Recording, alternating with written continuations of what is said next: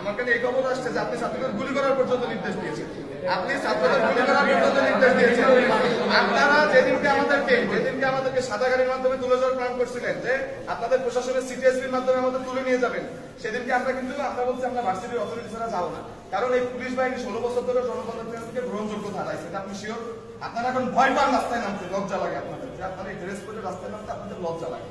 তার চেয়ে বড় কথা হচ্ছে আপনারা ওই দিনকে এস এম কামাল কিছু আতিপাতি নেতা এদের সামনে আমাদের সাথে খারাপ ব্যবহার করছে। আপনারা প্রশাসনের কেউ কি প্রতিবাদ করছেন?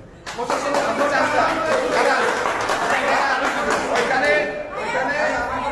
ওইখানে একজন সিনিয়র